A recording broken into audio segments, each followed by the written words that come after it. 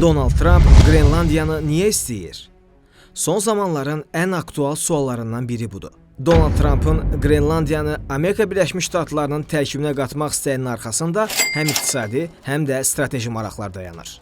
Qrenlandiya Şimali Amerika, Avropa və Arktika arasında strateji kəsişmədə yerləşir. Trump hesab edir ki, adaya nəzarət Amerika Birləşmiş Ştatlarının Rusiyanın və Çinin bölgədəki hərbi fəaliyyətini izləmək və onun qarşısını almaq imkanlarını artıra bilər. Düzdür, ABŞ-nin hazırda adada hərbi bazası mövcuddur. Lakin hesab olunur ki, Qrenlandiyaya tam sahib olmaq gələcək təhlükənin qarşısını tam alacaq. Məsələnin digər tərəfi isə adanın zəngin təbii resurslarıdır.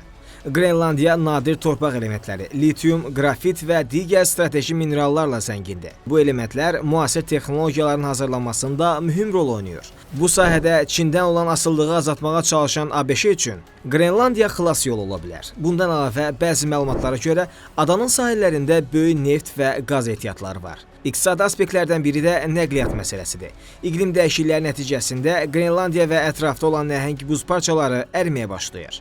Bu da öz növbəsində gəmilər üçün yeni və daha qısa ticarət yollarının açılmasına şərait yaradır. Yəni, Qrenlandiyaya nəzarət bu yollara da nəzarət deməkdir. Hazırda Donald Trump bu məsələni nə vəcdə olur olsun həll edəcəyini bildirir. O, sanksiyalar və ya hərbi variantları istisna etmir.